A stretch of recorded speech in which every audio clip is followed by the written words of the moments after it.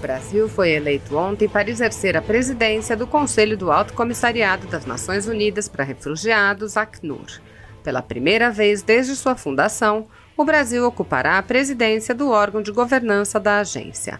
O mandato é de 1 ano.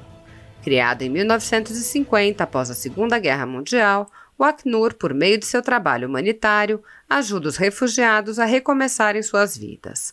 O Conselho do Acnur é responsável por coordenar as discussões entre os Estados-membros, determinar as ações prioritárias e aprovar o orçamento do órgão. Segundo o Acnur, nas últimas décadas, os deslocamentos forçados atingiram níveis sem precedência. Estatísticas recentes revelam que até o final de 2019, mais de 79 milhões e meio de pessoas no mundo deixaram seus locais de origem por causa de conflitos, perseguições e graves violações de direitos humanos. Ainda de acordo com a agência, cerca de 1% da população mundial está deslocada. Desse total, 40% são crianças. Em nota, o Itamaraty disse que a eleição reflete o reconhecimento internacional pelo engajamento brasileiro no campo humanitário, sobretudo em razão das iniciativas inovadoras tomadas pelo governo federal na proteção a refugiados e no âmbito da Operação Acolhida. Criada em 2018, a operação é responsável por garantir o atendimento humanitário aos refugiados e imigrantes venezuelanos em Roraima, principal porta de entrada da Venezuela no Brasil. As informações são da Agência Brasil. Ouça a íntegra da nota do Itamaraty.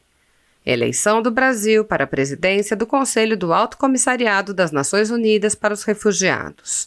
Hoje, 9 de outubro de 2020, em Genebra, o Brasil foi eleito por aclamação pelo período de 1 ano para exercer a presidência do Conselho do Alto Comissariado das Nações Unidas para Refugiados, Acnur.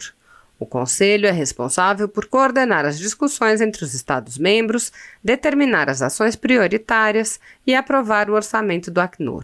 Pela primeira vez desde a fundação do Alto Comissariado para Refugiados em 1950, o Brasil ocupará a presidência do órgão de governança daquela agência. A eleição reflete o reconhecimento internacional pelo engajamento brasileiro no campo humanitário, sobretudo em razão das iniciativas inovadoras tomadas pelo governo federal na proteção a refugiados e no âmbito da Operação Acolhida. Muito obrigado, presidente. Muito obrigado, senadora Mara Gabrilli, pelas perguntas. Eu acho que existe uma percepção extremamente superficial sobre o que nós estamos fazendo em política externa. Existe uma percepção equivocada sobre o que era a nossa política externa e sobre o que ela é hoje, né? E eu acho que é preciso ir além desses clichês de que o Brasil era um país que promovia a paz e hoje não promove a paz. Isso absolutamente não é verdade quando a gente examina os fatos, né? Então, em relação à própria Venezuela, eu acho que o que ameaça a paz que existe é um regime como o regime de Maduro, que alberga terrorismo, que loteou o país entre facções criminosas, né? Que ameaça a segurança, a paz de todo o continente, inclusive em coligação aí, às vezes com forças em outros países, como a gente tem mencionado. Então, eu acho que a gente não pode usar a ideia da paz e da atitude pacificadora como um elemento de ignorar a realidade, né? Eu digo que, diplomacia não é covardia, tem gente que acha que embora rime, mas não é, uma coisa completamente diferente, né? Nós temos que trabalhar com coragem. Às vezes a gente se choca com interesses muito claros, como no caso da Venezuela e na América do Sul, onde há interesses políticos, econômicos por trás dessa coligação da ditadura Maduro com outros regimes políticos, com outras correntes políticas, com narcotráfico, com crime organizado. Essa é a verdadeira ameaça à paz, né?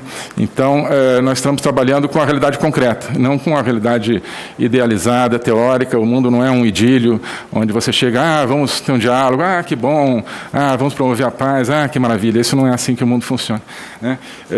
Seria bom que fosse. Então, nós estamos trabalhando pela paz agora concretamente, e não simplesmente com retórica, como era o caso antes, e tentando identificar quais são as ameaças reais à paz, né? Então, também existe um equívoco muito grande, achar que o Brasil está no mundo para intermediar, digamos, situações entre outros países, né? Ou entre outras forças. Não, nós temos as nossas posições, os nossos interesses, as nossas posições, e nos articulamos com diferentes países para promover esses interesses e esses princípios, né? Que são os princípios que estão na Constituição.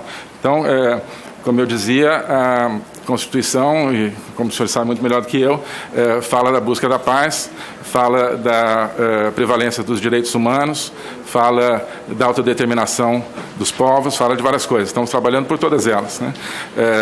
Nós temos que trabalhar, não é uma opção, né? A Constituição nos manda trabalhar pelos direitos humanos na Venezuela, né? Governos anteriores que deixaram esse descalabro surgir na Venezuela, que o apoiaram, inclusive financeiramente, com perdas para o contribuinte brasileiro, são aqueles que feriram de maneira direta a Constituição Federal. O Brasil não está fechando nenhuma porta, né? O Brasil está dizendo aquilo que pensa, aquilo que é o sentimento do povo brasileiro, né? O discurso do presidente nas Nações Unidas procurou mostrar a realidade do combate ao Covid, a realidade da Amazônia, a realidade da nossa atuação em favor de novos enfoques que estão, por exemplo, contribuindo para a paz no Oriente Médio. É curioso porque muito se fala que nós não temos sido pragmáticos, né? Mas em relação ao Oriente Médio, nós estamos justamente apoiando soluções pragmáticas, diferentes, que procuram, através de novas ideias, gerar uma paz que não foi gerada ao longo de anos, mas muitas pessoas insistem em, aí sim, dogmaticamente, manter posições eternas, sem procurar soluções novas. Bem, então, nós estamos abrindo portas, inclusive para a realidade, né, para a realidade brasileira, né? Isso era uma realidade que era ignorada. O Brasil né, aparecia nos discursos das Nações Unidas apenas como um nome. Não, agora é o povo brasileiro que aparece no discurso do presidente nas Nações Unidas, com a sua essência, com a sua identidade, com seus sentimentos, né? Então, sim.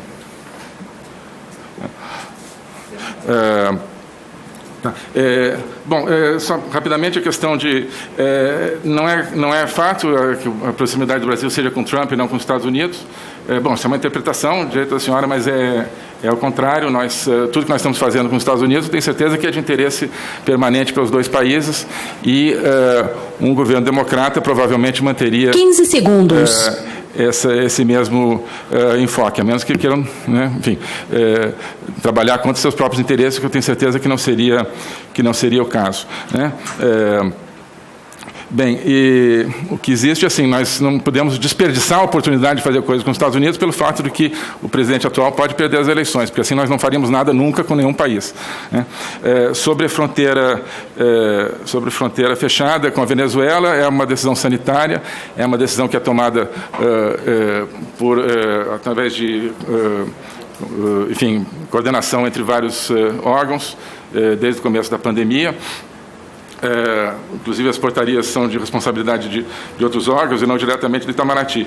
Então, eu não queria aqui comentar diretamente a portaria que a senhora mencionou, né, porque não foi diretamente da nossa responsabilidade, mas vou pesquisar mais a respeito para lhe mencionar essa portaria. Agora, o fato de que nós não estamos demonstrando solidariedade pelo povo venezuelano, no caso específico, me parece completamente equivocada, né?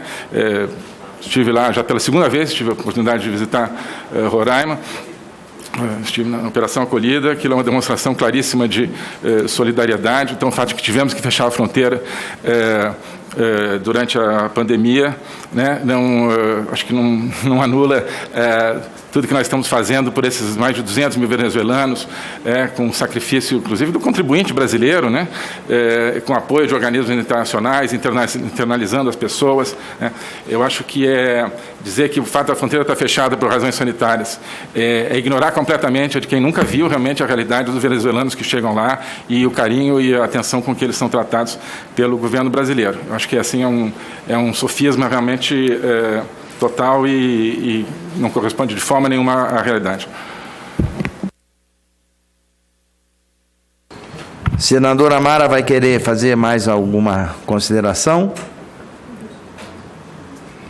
Tá, sim.